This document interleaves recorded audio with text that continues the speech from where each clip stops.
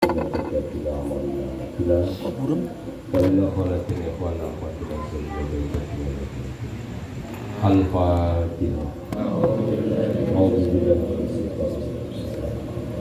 Alhamdulillah Rabbil Alamin Ar-Rahmanir Rahim Iyyaka na'budu wa iyyaka nasta'in ihdinas siratal ladzina an'amta 'alaihim ghairil maghdubi 'alaihim waladdallin. Amin ya rabbal alamin. Alhamdulillah. Kita lanjut kajian Usbuliyah hadis ke 19. Al-hadithu tasi'u asyara. Hadal hadithu tasi'u asyara, ini adalah hadis yang ke-19. An Ali bin Abi Thalib, itu dari Ali bin Abi Thalib karramallahu wajhah. Qala Ali bainama nahnu ma'a Rasulillahi sallallahu alaihi wasallam di awalil Islam. Waktu itu di awal-awal Islam, kata Sayyidina Ali, kami sedang beserta Rasul sallallahu alaihi wasallam. Tiba-tiba waroda alaina rajulun ala laqati. Tiba-tiba datang ke hadapan kami seorang laki-laki yang mengendarai unta. Wa qad athara as-sayru fihi wa fiha. Jadi terlihat ada bekas perjalanan, dia kecapean, baik dari si rajul tadi dan juga dari ontaknya. Dua-duanya kecapean, berarti perjalanan jauh.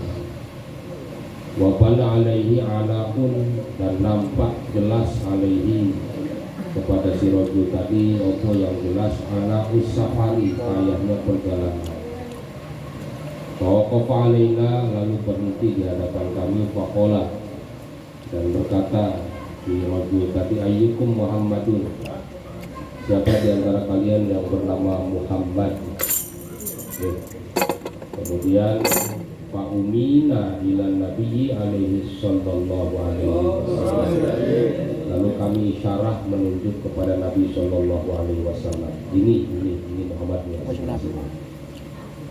Pokoknya maka Rasul berkata, ya Muhammad, wahai Muhammad, atu'ridu alayya ma amaruka bihi rabbuka au a'ridu alayka ma amaruni bihi sonami. Ya Muhammad, kamu dulu yang mau menjelaskan ke saya tentang apa yang Tuhanmu perintahkan, atau saya yang akan menjelaskan kepadamu tentang apa yang patung kami perintahkan. Maka faqala lahu an-nabiyyu alaihi salam, kanjeng Nabi sallallahu alaihi wasallam menjawab, bal ukhbiruka bima amaroni bihi rabbi. Bal ukhbiru, ya saya dulu yang akan mengabarkan kepadamu, bima, kepada sesuatu amaro yang memerintahkan ini kepadaku, bihi dengan itu mas siapa rabbi Tuhanku. Ya Muhammad, ayo kamu dulu atau aku dulu yang cerita apa saja perintah Tuhanmu dan perintah Tuhanku. Maka Nabi menjawab, sudah aku duluan saja yang mengabarkan perintah Tuhanku kepadaku. Maka kemudian qala, berkata Ali, ma'arada alaihi Nabi sallallahu alaihi wasallam, lalu Nabi sallallahu alaihi wasallam menjelaskan kepada si rajul tadi, bunyal Islamu ala khamsin ma'asyara'ihi. Didirikan Islam itu di atas 5 hal beserta syarat-syarat.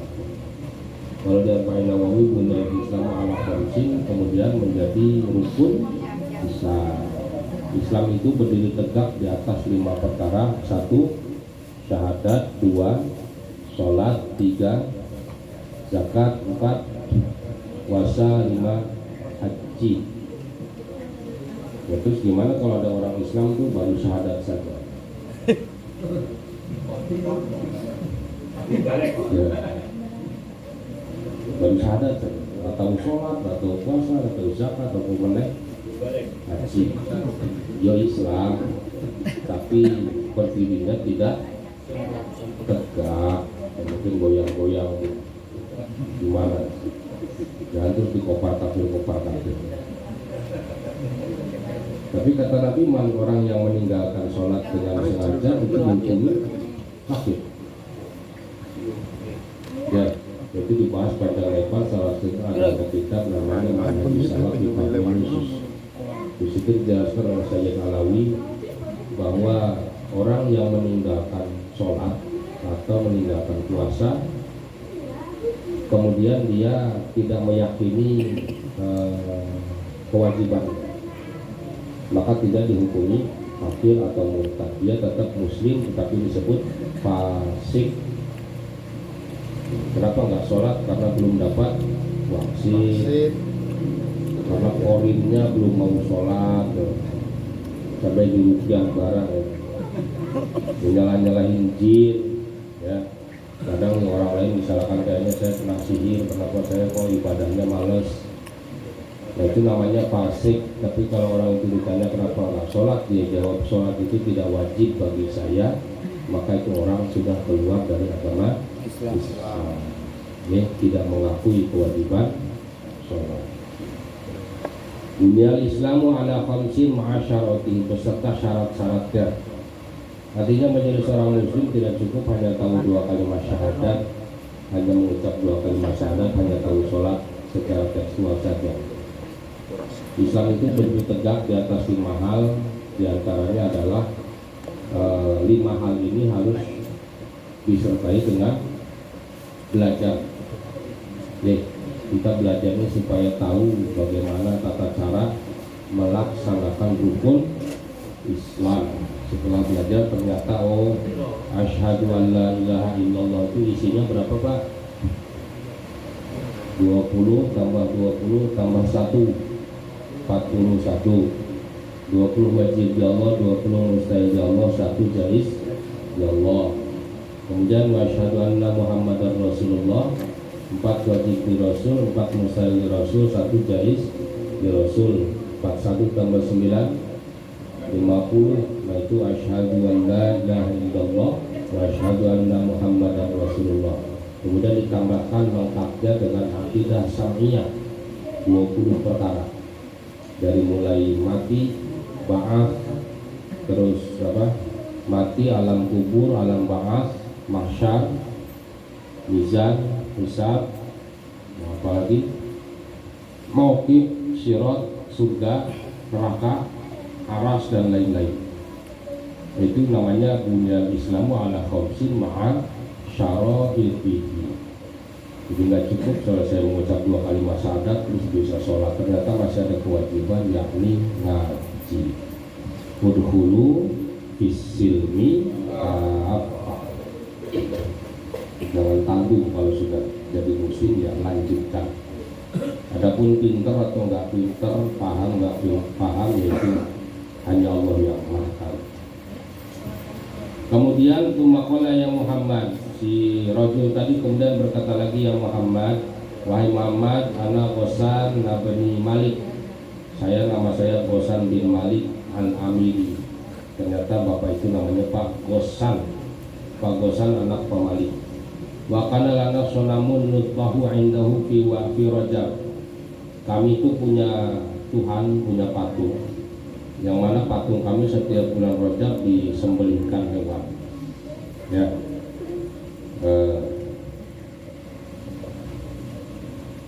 Atirotana wa nataqarrabu ilaihi, kami sembelihkan hewan di depan patung tadi dengan tujuan kami taqarrub ilaihi kepada patung, bidabina dengan sembelihan kami. Fatara indahu atiratan rajulun minna yuqalu lahu Isam. Falamma rafa'a yadahu minal atirah sami'a sautan. Jadi pernah satu kali ada orang namanya Pak Isom itu menyembelih hewan sembelihannya di dekat patung kami. Nah, falamma rafa'a yadahu minal atirah, ketika siapa ini namanya? Pak Isom itu mengangkatkan tangannya dari sembelihan, tiba-tiba sami'a sautan min dawfi sholat. Kok patungnya bisa ngomong? Hebat ya. Ya Isom, Ja'a al-islamu wa batalat al-asnamu. Patungnya ngomong, "Hei Islam sudah datang, itu patung musuh itu batal." Patungnya ngomong kayak gitu. Kabur. Wafidat adimau dan darah sudah dijaga, artinya Islam sudah datang, kamu nggak boleh saling menumpahkan darah, ya. Wawusilat alaham, dan kamu harus menyambung silaturahim. Wa tuharat al-haqiqah, kebenaran sudah nyata. Wassalamu, dan keselamatan. Nah, mendengar itu Pak Parya Islam didalika, akhirnya Pak Islam ini senang, ya. Kemudian wa kharaja yukhbiruna, dan keluarlah Islam kemudian mengabarkan berita itu kepada kami. Bro, kemarin ini patungnya ngomong. Jadi Pak Islam ini punya patung, begitu disomongin patungnya ngomong, ini batal sama Tuhan, kamu harus masuk Islam dan lain-lain gitu. Kemudian tumarofa ilaina khabaruka, waqa'a, ya, tuma waqa'a ilaina khabaruka ya Rasulullah. Lalu datanglah berita itu kepada kami, wahai Rasulullah. Falamma kana ba'da yamin, ketika telah lewat beberapa hari, atara indahu rajulun, ada satu orang juga yang namanya Torik, ya. Kemarin sudah ketemu nama Torik. Siapa kemarin? Torik sama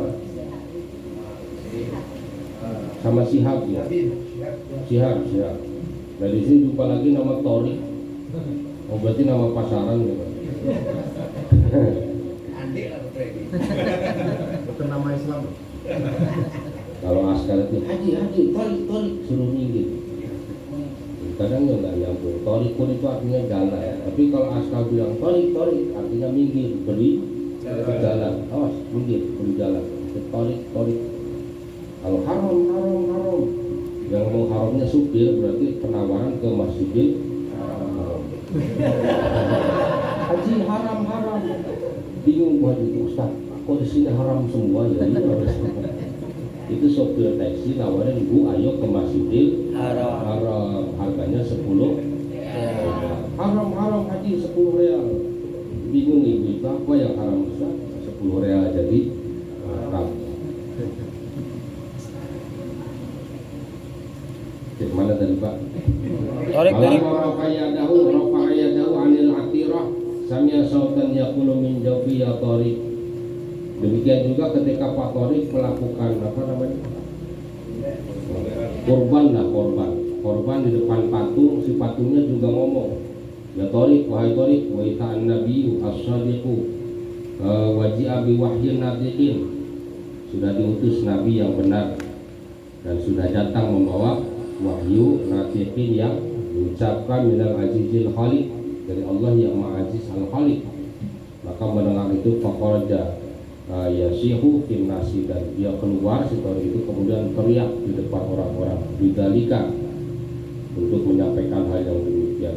Faqwiyat akhbaru ka'indana, dan menjadi semakin kuatlah, ya, penerimaan tentang beritamu wahai Muhammad kepada kami. Jadi ingin meyakinkan si Pak siapa nanti yang rojulun tadi, bosan ini cari tahu benar tidak, karena menurut informasi dari patungnya, informasi dari Tuhannya, ini ternyata Nabi akhir zaman sudah datang, Islam sudah datang. Itu juga dialami oleh kawan saya namanya Tori. Jadi ternyata ini semakin meyakinkan bahwa engkau memang sudah ada. Fakuna bainal mukadzibi wal musaddiqi, karena selama ini kami berada di antara yakin dan ragu. Ini betulkah, ya, kalau mau nggak yakin, yang mau Tuhan kami, mau yakin mau gimana, seumur-umur kami nyembah Tuhan selain Allah, nyembah patung. Wala makana mundur kana tadi ayamin atartu ana atiratan ila dalika sholat.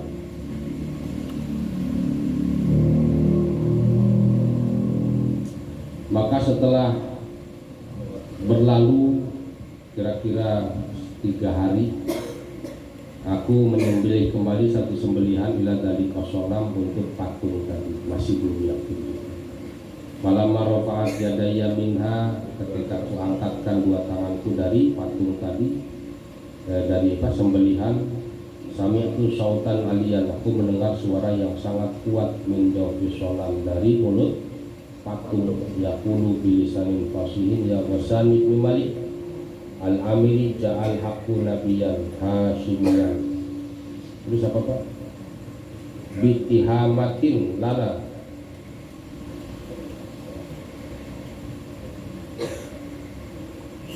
astagfirullahaladzim. Ini kalau kitab jadul itu.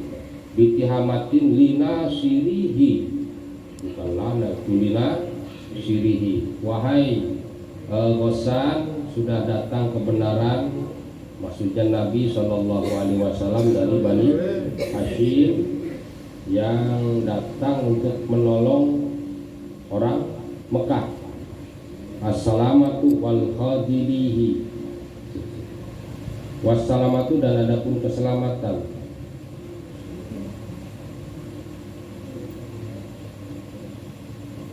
Dia maksudnya piye gitu Pak? Terus nyimak dia tuh. Jawablah nyimak.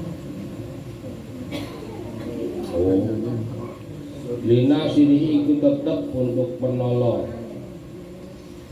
Nabi. Astagfirullah.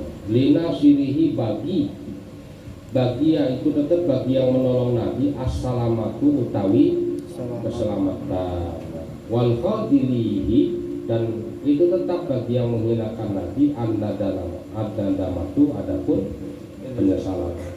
Jadi sudah datang seorang Nabi yang hak, Bani Hashim, yang mau menolong dia akan mendapatkan keselamatan, yang menghinakan dia akan mendapatkan penyesalan. Ya. Ila yaumil qiyamah, sampai hari kiamat. Tumartafa'a, lalu terangkatlah itu sonam minal ardi, dari bumi. Tiba-tiba patungnya bisa terbang. Wasaqatu alayya wajhahu, kemudian nyungsep itu patung setelah terbang, terus nyungsep dengan wajahnya lebih dulu. Wala, maka kemudian Ali bin Abi Thalib mengatakan fakabbara Rasulullah SAW, Rasul bertakbir, wa kabbara ashabuhu ma'ahu, dan para sahabat lain bertakbir, Allahu Akbar. Ya, qala Ghassan, terus Ghassan mengatakan waqad qultu thalathata abyatin amina syi'ri, dan aku membacakan 3 bait syair. Aku pingin ya Rasul, aku punya 3 bait syair. Ya, apa tak danuri, boleh enggak saya membacakan syair itu untuk panjenengan? Ini pujian Ghassan, ya, rasa bersyukur Ghassan karena sudah mendapatkan hidayah Islam. Cuman cara Allah ngasih hidayahnya melalui patungnya bisa ngomong. Makanya ya kalau sudah urusan hidayah itu benar-benar kodornya kodok mubrom, kodarnya kodar mubrom. Kalau di wahdaniyat fil afal itu wahdaniyat fil afal yang bukan yang muktar, yang apa? Yang mubrom juga. Jadi tidak ada siapapun yang bisa memberikan hidayah, dan cara Allah memberikan hidayah ya terserah Allah. Ada yang melalui anjing, ada yang harus jadi pembunuh dulu, terus ketemu pendeta mau tobat, malah kata pendetanya, dosamu kebanyakan dibunuh sekalian pendetanya. Nah yang ini justru malah dapat hidayahnya lewat patung. Patungnya bisa ngomong, setelah ngomong terus patungnya terbang, terus malah seblok. Ya, diceritakan itu kepada Rasulullah. Lalu dia minta izin untuk membacakan syair. Asra'u sayran fil qalabi bisahbi wahazani fi baladin minarroh. Aku mempercepat langkah perjalanan fi qalabi, dalam mencari Nabi. Kemudian bisahlin, dengan mudah, adik perguruannya, wahazanin, dan dengan susah. Artinya aku sudah susah payah melakukan perjalanan untuk mencari Nabi di biladin minar rombi, di daerah yang berpasir atau di padang pasir. Ansara khairan nas, mudah-mudahan manusia terbaik itu bisa memberikan pertolongan nasron muazzaron, dengan pertolongan yang sempurna. Li ansara khairan nas, supaya aku mendapatkan pertolongan dari manusia terbaik, nasron muazzaron, dengan pertolongan yang sempurna. Waqitu hablan, dan apa itu, aku mengikatkan tali min habalika fi habli, dari talimu ke dalam taliku. Jadi aku ingin mengikatkan, ya, mengikatkan diriku dengan Rasul dan gak bisa dipisahkan. Setelah berjumpa semakin yakin, maka wa asyhadu anna Allah haqqun wa tidak wa hadza adyanun bihi ma naqaltu qadami nafsi. Dan inilah, ya, adyanu, aku beragama bihi, dengan agama ini, dan ma naqaltu qadami nafsi, aku tidak akan pernah melepaskan apa ini kodam itu, telapak kakiku dari sendal. Artinya dia dengan syair ini bersyukur setelah melakukan perjalanan jauh yang susah payah, ternyata bertemu dengan Kanjeng Nabi Shallallahu Alaihi Wasallam, kemudian mengucap dua syahadat dan berjanji tidak akan pernah mengkhianati Nabi dan tidak akan pernah keluar lagi dari agama Islam. Dari orang brengsek jumpa Nabi, terus baca dua kalimat syahadat, naik pangkat langsung jadi sahabat.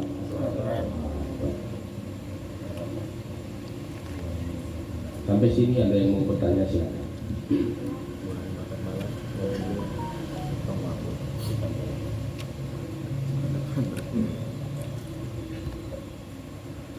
Monggo sekarang bertanya. Sesi pertama. Mikir Pak, mikir. Paham kabeh berarti. Paham kabeh berarti. Bingung ya sing tekok ini. Sing kono yo sapa sih ya, sapa sih ya, tekok. Ya, jadi ini sebuah kisah, ya, sebuah kisah yang kan kitab ini lebih banyak menceritakan tentang qada qadar Allah. Jadi ya, malam Selasa ini sebetulnya kita ngajinya penguatan iman kepada qada qadar Allah.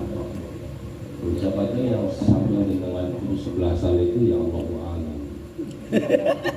Tiap malam Selasa di musola itu ada yang lupa kumpul tambah capang. Kalau Allah berkehendak ya bisa saja, ternyata Pak boleh nggak saya ikutkan? Amin ya Pak. Susu celeng. Susu celeng. Ini sing amit-amit aku mau nyoba ikut ke sebelah sana. Iya.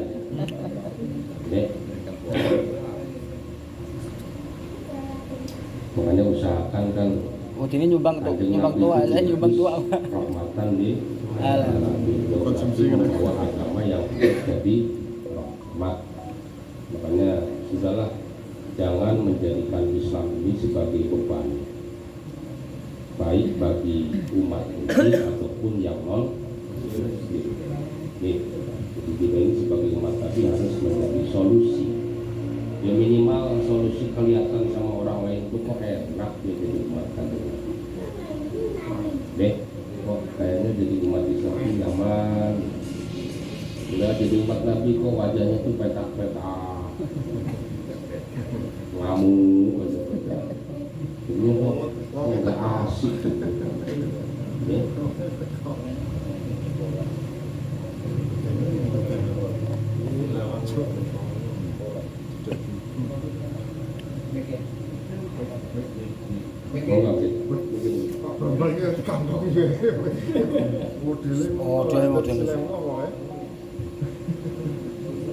Udah hidup. Jadi diurut kira lawannya rat berarti ya.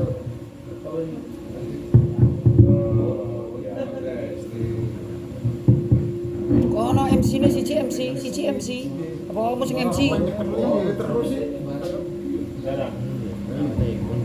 Bebas monggo. Bismillahirrahmanirrahim. Ini tentang hati yang tetangga orang non muslim.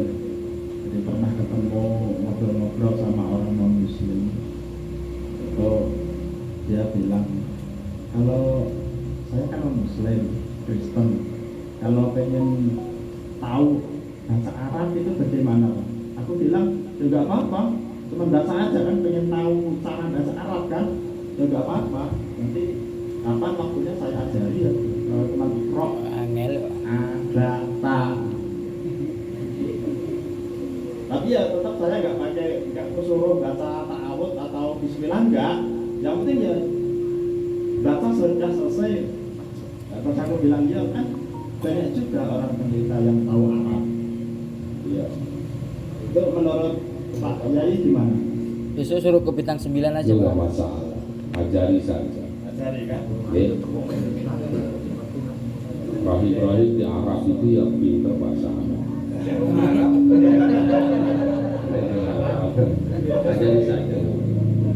Arab itu lahir masih Terus yang kedua, ini kita juga ada tetangga non muslim juga yang sering tahu kalau belanja itu kadang ada babinya, ada anjingnya, juga ada ayamnya.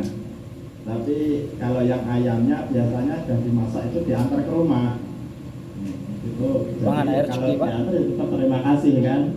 Cuman kalau mau makan itu apa namanya? Ya, cara memasaknya bagaimana? Terus tadi waktu nampak nyucinya di depan teras, waktu nyucinya di depan teras kayaknya campur antara yang itu dengan yang ini waktu nyucinya. Terus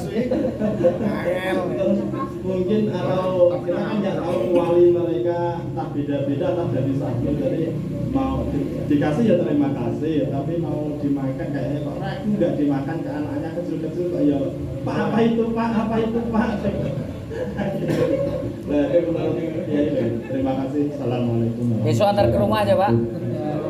Kalau ragu antar ke rumah aja, Pak. Ini anu subhat ya, subhat bercampur antara barang atau benda yang halal dan haram. Karena ya satu, kita nggak boleh sungguh tetap dimaklumi pengetahuan tentang halal haram. Jangankan bagi yang non-muslim, bagi yang muslim saja masih banyak yang ragu. Bagi mereka kan yang penting daging haram, daging babi itu haram kan untuk umat Islam. Kalau daging ayam enggak. Ya, itu saja pengetahuan. Enggak ngerti alatnya pun akan menjadikan yang tadinya haram, yang tadinya halal jadi haram. Kalau najis itu ada najis, ada muta najis. Ya, barang suci yang ketempelan najis maka disebut muta najis. Oke, jadi daging ayam yang kayak tadi itu namanya subhat. Maka apabila kalau kita jelas-jelas melihat bahwa dicampur dengan nyuci daging babi, kemudian masaknya yang alatnya nggak mungkin dipisah, bisa masaknya sama, maka posisi daging ayam dikonsumsinya berubah menjadi haram. Oke, kalau kemudian daging ayam itu dibawa sholat, digoreng terus disakuin, takut kehabisan. Akhirnya tinggal satu pail bungkus plastik, maka sholatnya tidak sah karena membawa barang haram. Jadi yang awalnya sholat jelas-jelas. Awalnya kan hanya perkiraan ini subhat apa enggak, tapi kok kita melihat jelas, punya barang-barang, kemungkinan dimasaknya pun menggunakan alat yang Sama, maka menjadi haram dikonsumsi. Lalu terima ya terima saja, jangan kemudian berdalil kamu ya terima saja, terima kasih, kemudian jangan dikonsumsi. kucing. Ya, kasihkan ke tetanggamu yang sama-sama non di kira-kira ada Bisa ada kirim ya kan. Disadati jare. Ora mati disadati jare. Tidak bisa disucikan ya. Tidak bisa disucikan. Diapet. Assalamualaikum warahmatullahi wabarakatuh. Salah. Tadi disinggung masalah internet. Saya pernah mendengar keterangan juga bahwa kopi luwak itu pun katanya dimakan luwak dulu dan kotorannya di kopinya ikut di kotoran ikan. Kalau mutlak najis masih bisa disucikan. Oke, termasuk bahkan mutlak najis ketempelan apa daging babi atau anjing, jadi masih bisa disucikan. Cuman kalau kasus kayak tadi, gimana nyucikannya? Sudah nyerap ke dalam daging, masa pengen gosok-gosok pakai tanah barang, masa di tangan blas.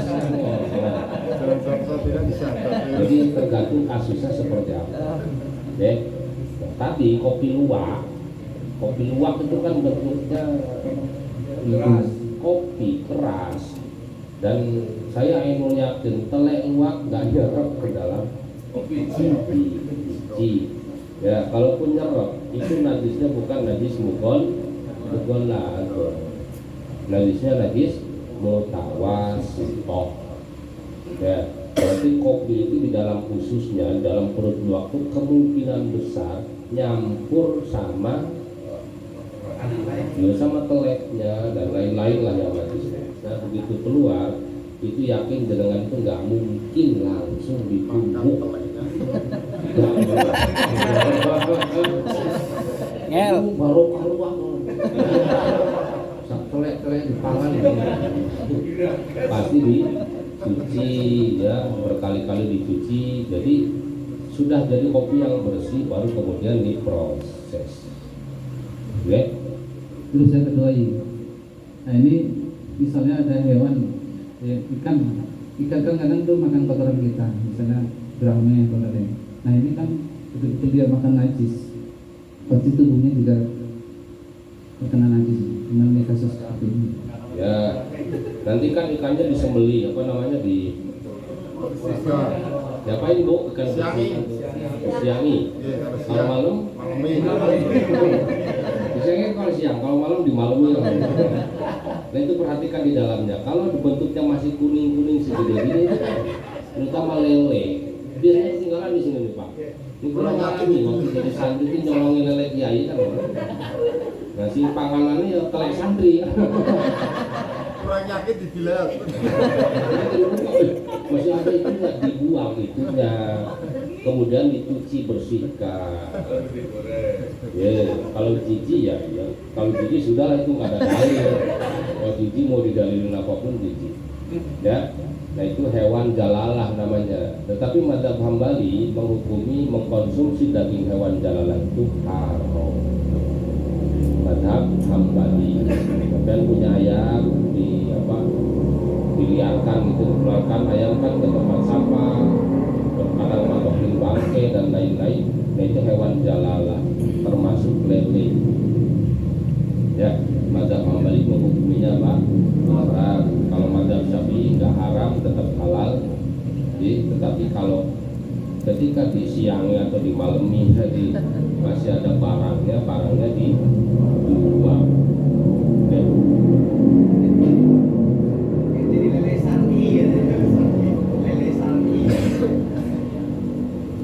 Monggo lanjut. Assalamualaikum warahmatullahi wabarakatuh. Tadi yang dibahas tentang najis saya jadi ingat ini kan banyak dari kita ini ya, terutama yang di kubu kita yang sebelah lah, banyak ketika ke masjid itu ngajak anak-anaknya yang belum dikitan, padahal anak laki-laki yang belum dikitan itu kan membawa najis, bahkan dia sholatnya satu shot dengan yang dirasa. Kalau ditegur alasannya, ya dulu itu Rasulullah kan pernah sampai naik ke punggung Rasulullah, padahal kan tidak pernah dibahas kalau cucu Rasulullah itu sudah dikitan dari kecil. Ini yang tidak pernah dibahaskan.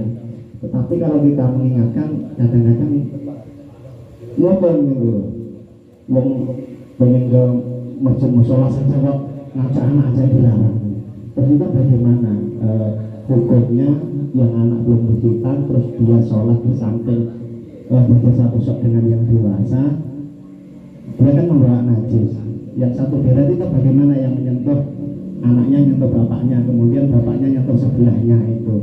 Nah, walaupun di beberapa masjid sudah yang pengurus dan imamnya paham, yang anak-anak belum berhitan satu sok sendiri, kan tidak semuanya seperti itu. Jadi mohon dijelaskan.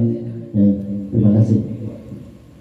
Problematika umat akhir zaman dengan berbagai alasan logika atau adat kebiasaan akhirnya nabrak aturan fikih, diantaranya itu bahwa anak yang belum dihitan atau pakai pampers. Maka satu, kalau jenengan mau bawa anak yang belum dihitan, pastikan kulfunnya bersih, kulufnya cuci dulu kulufnya. Ya. Dan kayaknya nggak kebayang anak pak itu ke masjid, ayo sini tak cuci dulu kulufnya.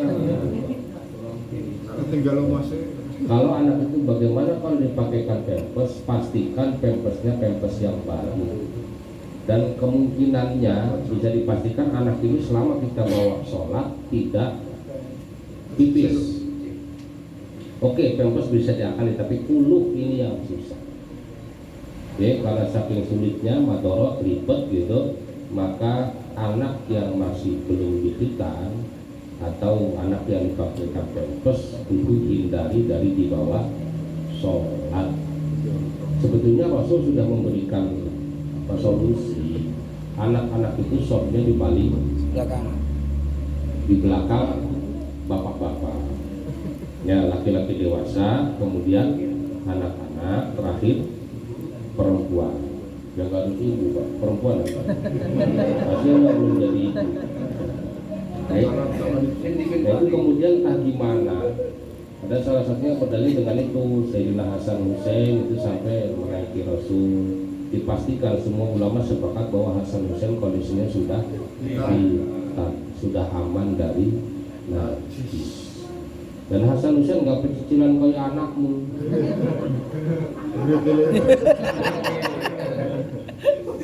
Anak saya sudah hitam Ustaz. Iya, anakmu berangkat ke masjid dari jam 4. Ya Pak, kadang jam 5 bal-balan ngising pipis. Nah terus maghrib ke masjid, itu yang nggak dipikirkan. Hasan Hussein mana ada jam 5 sore berangkat bal-balan galayangan. Ya. Jadi pastikan dulu anak itu suci dari najis, itu pertama. Kemudian yang kedua, ada nempel, ada apa? sentuhan. Gimana ya ngomongnya? Lengket, ada nempel, ada lengket. Kalau sekedar nempel itu lari-lari, ayah lari lagi, itu sah sholatnya. Tapi kalau ayah dibekap, digendong pula sama dia, ya berarti dia membawa najis. Batal sholatnya. Yang ketiga, apakah najis itu bisa menular? Ya enggak. Gara-gara aku gendong anak najis nempel ke pali jadi najis, ya enggak. Jadi yang batal hanya yang ketempelan anak itu, gendong anaknya. Ini tolong perhatikan ya. Ya sebetulnya harus ada edukasi di masjid itu. Tugasnya ya satu, tugas imamnya. Ya, sarwi, ada di sini. Yang kedua, tugas pengurus masjid atau mushola, menyampaikan supaya nggak tersinggung. Ya. Jadi kan mereka itu kan orang zaman sekarang ditabrakan sama keterangan bahwa masjid itu untuk lembaga mendidik anak-anak dan lain-lain. Iya, tetapi harus dibuat aturan yang sesuai. Oke, Pak. Terima kasih. Satu lagi tentang hukum membaca Al-Quran yang tidak bersuci. Contohnya gini, di beberapa tempat di kampung, terutama di daerah saya itu rata-rata kan anak-anaknya di Hitan itu sudah agak dewasa, kelas 4, 5 itu. Karena kenapa? Pertama ya karena ada, kedua dulu itu kan ditakut-takuti, kamu nanti di Hitan itu pakai kampak yang besar itu, akhirnya kan takut anaknya.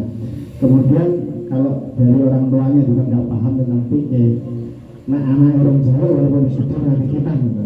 Nah sementara anak itu sudah ngaji, bisa baca Quran, ngajinya sudah Quran, dan mudahnya juga sudah benar, tetapi belum dikitan karena alasan itu tadi, orang tuanya nggak tahu karena sudah jadi adat. Itu bagaimana hukumnya nih?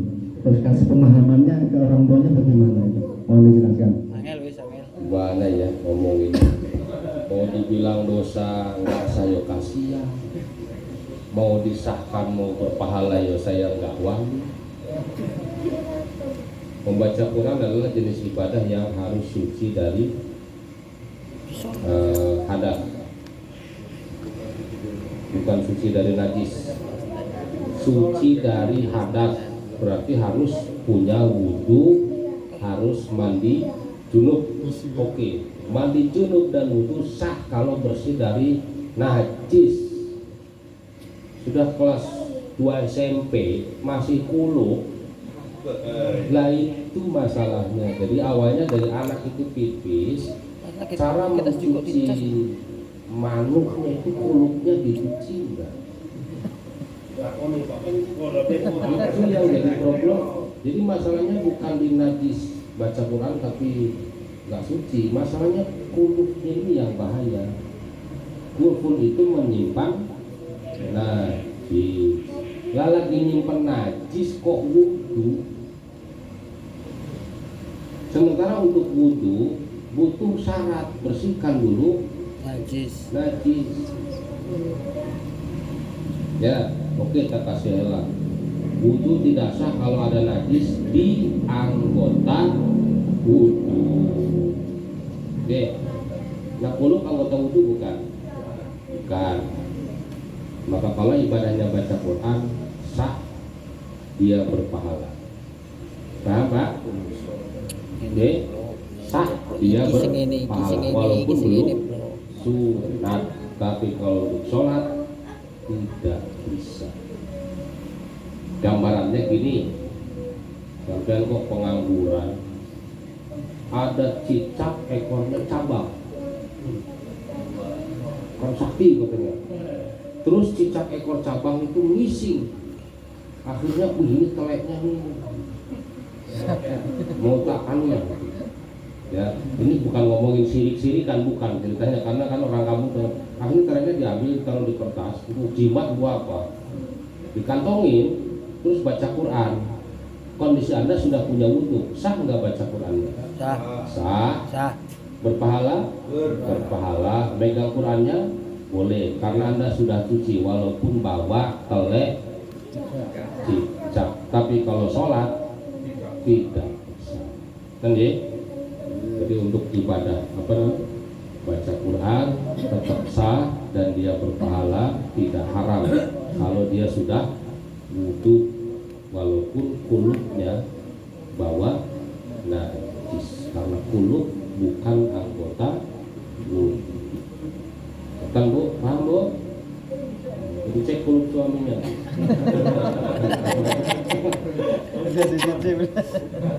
Allah yang lain. Kalau yang junub nggak sah, kalau yang junub tidak sah walaupun wudhu dulu kemudian baca Quran, tetap nggak sah, harus mandi dulu, mandi besar kemudian berwudhu.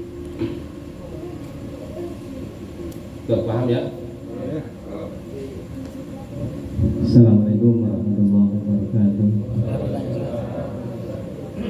Masih tentang sholat dulu. Ketika kita sholat, dengan kita punya anak kecil. Anak kecil ini biasanya bawanya pampers, jadi mungkin udah kecil di pampers. Jadi kita pas sholat kadang-kadang beliau tuh entah duduk di depan kita atau pas kadang-kadang malah tak gendong gitu. Jadi itu gimana gitu? Apa membatalkan puasa? Apa membatalkan sholat? Dan yang kedua gini, kayaknya dulu juga kita juga mempunyai istri semua, punya keluarga semua. Jadi ada